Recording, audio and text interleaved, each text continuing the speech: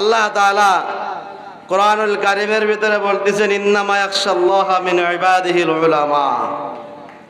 ভূমিকা ছাড়াই কথার ভিতরে চলে যায়, কারণ আমি তো বক্তাও না তক্তাও না, যায় আন্দাজন্দা কিছু কথা বলবো, নিজের ভিতরে কোনো আমল নাই।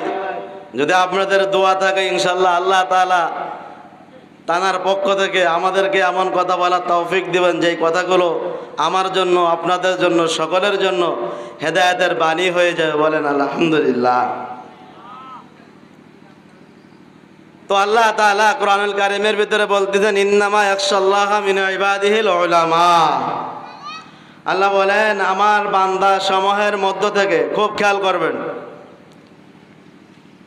আল্লাহ বলতেছেন আমার বান্দা সমূহের মধ্য থেকে যারা উলামা, আলেম, জ্ঞানী। এই জ্ঞানী বলতে যাদের ভিতরে কোরআন ও হাদিসের জ্ঞান আছে। আমাদের সমাজে জ্ঞানী তো অনেক আছে, কথা ঠিক কিনা বলেন? জ্ঞানী আছে না নাই? অনেক জ্ঞানী আছে, কিন্তু এই জ্ঞানের দ্বারাই সবাই উপকৃত হতে পারে না। পারে? বলেন পারে না। অনেক জ্ঞানী ব্যক্তি আছে, তারা জ্ঞানী হওয়া সত্ত্বেও এমন এমন কাজ করে, এমন এমন কথা বলে যেগুলো মূর্খকেও হার মানায় দেয়, কথা ঠিক কিনা বলেন? এজন্য আল্লাহ তাআলা বলেন আমার বান্দাদের মধ্য থেকে যারা উলামা তারা আমাকে বেশি ভয় করে। সুবহানাল্লাহ বলেন। ইন্নামা ইয়াখশাল্লাহা মিন ইবাদিহিল উলামা। আল্লাহ তাআলা বলেন আমার বান্দাদের মধ্য থেকে যারা উলামায়ে কেরাম, যাদের ভিতরে কোরআন হাদিসের জ্ঞান আছে, এরাই হলো আমি আল্লাহ আমাকে বেশি ভয় করে। কিন্তু দুঃখ আর আফসোস হলো এই বাংলাদেশের ভিতরে দেখা যায় যারা উলামায়ে কেরাম তাদেরকে বিভিন্ন সময়ে বিভিন্ন জায়গায় অপমানিত, লাঞ্ছিত হতে হয় কি হয় না? বলেন হয় কি হয় না? শোনেন, যেই জাতি যেদিন থেকে উলামায়ে কেরামের বিরুদ্ধে কথা বলেছে, উলামাকে লাঞ্ছনা করার চেষ্টা করেছে, অপমানিত করার চেষ্টা করেছে, ওই জাতি, ওই সমাজ থেকে ওই তাদের অধঃপতন আর তাদের দুর্দিন আসা শুরু হয়েছে, কথা ঠিক কিনা বলেন? ফিরআউন নবীর বিরুদ্ধে স্লোগান দিয়েছিল, নবীর বিরুদ্ধে সংগ্রাম করেছিল, নমরুদ নবীর বিরুদ্ধে সংগ্রাম করেছিল, আবু জেহেল, আবু লাহাব, উতবা, শাইবা নবীর বিরুদ্ধে সংগ্রাম করেছিল।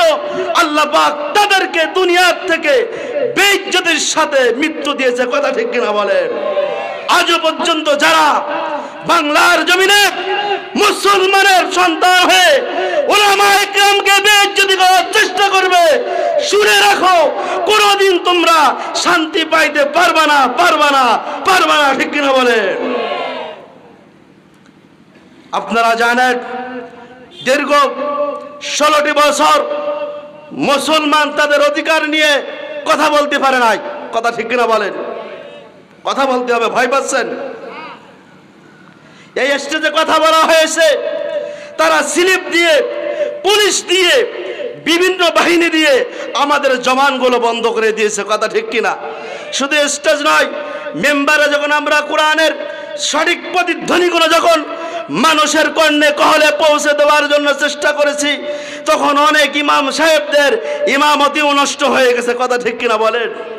তবে শুনে রাখুন, আমরা যখন 5 আগস্ট এই দেশকে আবার স্বাধীন করেছি, বিভিন্ন দলের নেতা নেত্রীরা, বিভিন্ন দলের নেতা কর্মীরা তারা বুক ফুলিয়ে বলে আমরা করেছি, বলে কি বলে না বলেন? অথচ এই 5 আগস্টের আগে তাদের মাঠে ময়দানে আমরা কোনোদিন দেখি নাই। আমরা যেদিন 5 আগস্ট এই গ্রাম থেকে যখন আমরা 3-4 জন কালীগঞ্জে যাই, আওয়ামী লীগের গুন্ডারা আমাদেরকে হুমকি দিয়েছে। তারা বলেছিল যে তোমরা তো যাইতেছো, যদি স্বাধীন না করতে পারো তোমাদের খবর হয়ে যাবে। কিন্তু আপনারা জানেন ইসলামী আন্দোলনের সিনিয়র নায়েবে আমির মুফতি সাহেব ফাইজুল করিম সাহেব বলেছিলেন যে না, আমরা মাঠে ময়দানে আসি থাকবো যতক্ষণ পর্যন্ত এই স্বৈরাচারের বিদায় না করব আমরা ঘরে ফিরবো না। কথা ঠিক কিনা বলেন? ইতিহাস ভুলে গেলে চলবে না। তোমরা মানো আর না মানো, এটাই হলো আমাদের ইতিহাস। যদিও সাংবাদিক ভাইরা আমাদের সাথে কৃপণতা করেছে, কিন্তু সোশ্যাল মিডিয়ায় এই সংবাদগুলো, এই ভিডিওগুলো কেউ গোপন করতে পারে নাই। 5 আগস্ট যখন মাঠে ময়দানে ছাত্ররা, তাদের কোনো রাহবার নাই, কোন রাজনৈতিক দলের নেতাকর্মীর সামনে নাই, মুফতি সৈয়দ ফয়জুল করিম 2 লক্ষ মুজাহিদকে নিয়ে যখন ঢাকার মধ্যে লকমাস শুরু করে বলল যে আজকে আমরা বাড়ি ফিরবো না, ছাত্রদের হাতে হাত দিয়ে গণভবনকে আমরা দখল করব, তখন মুফতি ফয়জুল করিম সাহেব 2000 এই মুজাহিদদেরকে নিয়ে গণভবনের সামনে যেয়ে যখন পৌঁছালেন, তখন ওই ছাত্ররা মুফতি ফয়জুল করিমকে জড়ায় ধরলেন, মুফতি ফয়জুল করিমের ওপরে ফুলের মালা দিলেন। শুধু তাই নয়, মুফতি ফয়জুল করিম সাহেব ওই পুলিশদেরকে অপেক্ষা করে ওই বেড়িকে ভেঙ্গে গণভবনে মুফতি ফয়জুল করিম সাহেব সর্বপ্রথম প্রবেশ করেছিলেন। কোথায় ছিল এর আগে? ইতিহাস মিথ্যা করলে হবে না। ইতিহাস কখনো চোপা থাকে না। ইতিহাস মানুষকে জানায় দেবে। এই স্বৈরাচারের পতন হওয়ার মধ্যে একমাত্র কারণ হলো এই স্বৈরাচার বেশির থেকে বেশি ওলামায়ে কেরামের উপরে নির্যাতন করেছে। কথা ঠিক কিনা?